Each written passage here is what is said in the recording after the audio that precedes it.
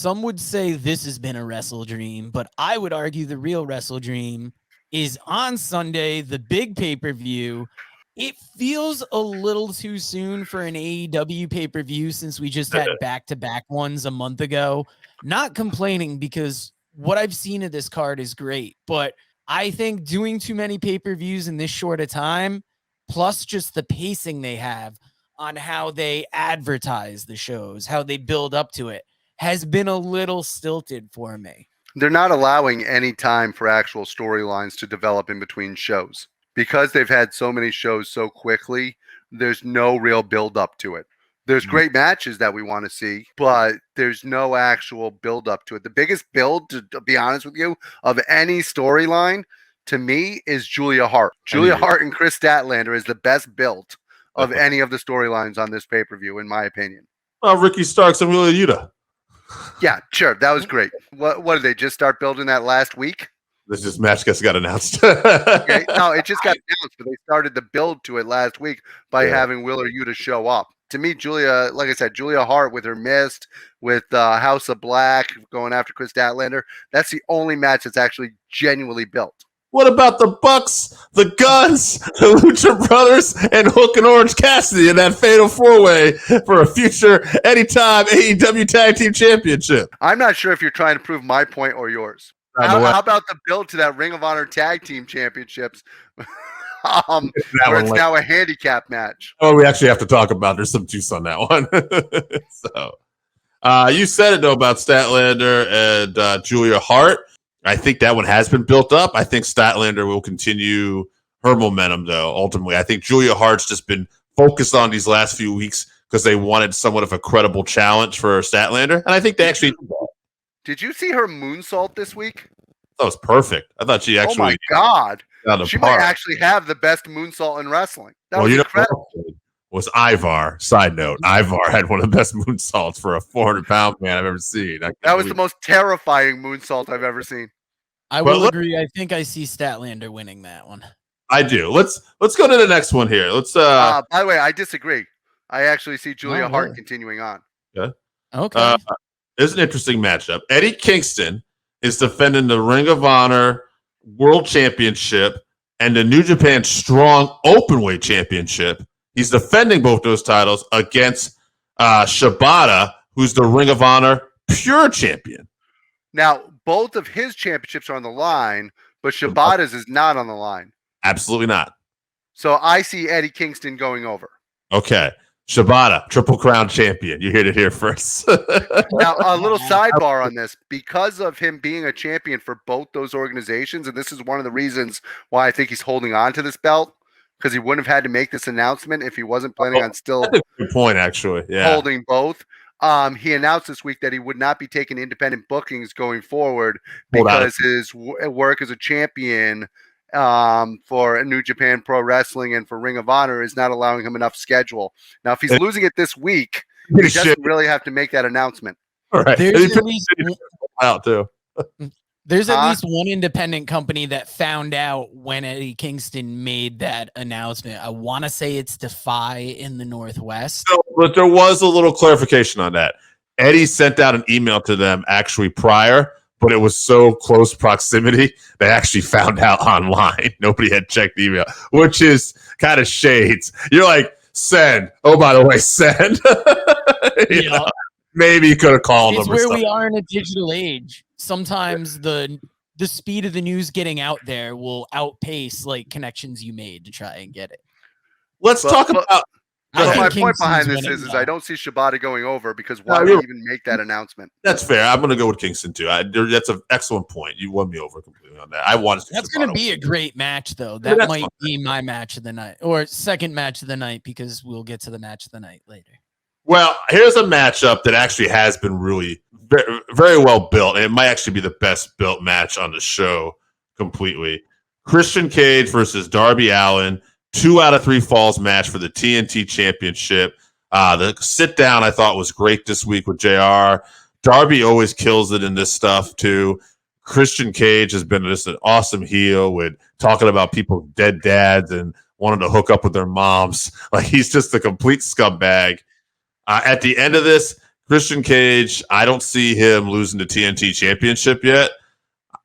By the way, October 1st, Adam Copeland, that's this Sunday, the same as this pay-per-view, is free to sign anywhere. Also, by the way, I think one of my highlights of that interview with JR was when JR says to Christian, yeah, you finally won that belt you've been carrying around. And he says, what are you talking about? I've had this belt for months. Yes. Yeah. He said, I've been the champion. See, So this is Christian one of just the- no selling and doing a great job with it. I do think we're going to see Edge. I think he's doing a similar thing to what he did when he came back to the WWE. He's always been one to kayfabe us and to not let us in on too much. So I do think he's coming. See, going into this match, I'm a little tired of the feud because Luchasaurus, Darby Allin, Christian didn't really get me. I got a little more excited from the match when it became 2 out of 3 falls, because just 2 out of 3 falls, something about that I enjoy. But then hearing that little fact about Edge, I feel like he's going to make some type of appearance, and he's either going to cost Christian the title or help him keep it. I would say probably help him keep it so they can get one last run as a team, but he could also cost him and get one last feud, maybe coming together as a team. Who knows? I think Christian at this point actually keeps the belt. If Edge comes, I do think he's going to actually help him keep the belt. And then they could break up later, and then their final match could be against each other. But I do think Christian holds on to the belt this weekend. How about this match, guys? Trios match. Takeshita, Sammy Guevara, and Will Ospreay, the Don Callis family, versus Jericho, Kenny Omega, and he's going to be a little banged up because he had a kettlebell smashed on his head. He's still going to be on the show. Don't worry. That didn't take him out. Kota Ibushi. They used one of the plastic-coated kettlebells, not the full metal old-fashioned kettlebell. So thank goodness for that. At least this one's had a little bit of a build to it. Sure. So this one I am looking forward to. I like Sammy better as a heel. Yeah. So this fits better into my whole vision of everything. I don't think the heel should lose here. I think you're still. They got to go over. Yeah, you're building up Sammy. Takeshita has those 2 wins over Kenny, but I don't think Kenny should get his heat back in a 6-man match. And Well, thank God they brought Ospreay in to take the loss.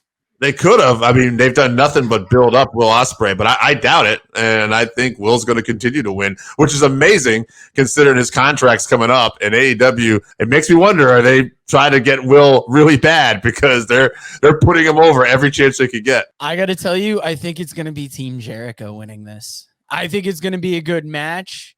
It feels like one of those matches where you're trying to get more people onto the show, but it is a story they've been building up well. But I don't see Jericho losing. Speaking of a guy I have a hard time seeing losing, but he's going to be in a 2-on-1 handicap match. MJF versus the Righteous. Now, MJF, they're very protective of him. He's the AEW World Champion, and it's just hard for me to picture him getting a pinfall here, loss to Vincent or Dutch. No offense to either one of them. I like the gimmick that they're doing, but it's just going to be very strange to see that. Now, that being said, with no Adam Cole, I don't know why they should keep holding on the Ring of Honor tag titles unless they're holding out here. And then we have all this thing going on with Jay White, who's now wants to feud with MJF, and then people took out Jay White at the end of Dynamite here. What's going on here, AJ? What do you think? What's the deal? I think Adam Cole, being close friends with MJF, he's going to send out his good buddy Rowdy to team up with MJF. Roddy. And he's going to overcome that neck injury that he's been fighting. And he's going to be in the corner, and it's going to look like he's going to help MJF. And then he's going to turn on MJF too. And I think the Righteous are actually walking out with the belts. Okay. That is very similar to what I was going to suggest. I saw Roddy is stepping in for MJF to take the spot, maybe giving it his best and honestly losing, maybe trying to fuck MJF. But the Righteous have to end up with these belts because while it was interesting to have on MJF and Cole, I think the Righteous fit more as ROH tag team champions. But your ROH trio champions are the elite right now, so everything's kind of out the door.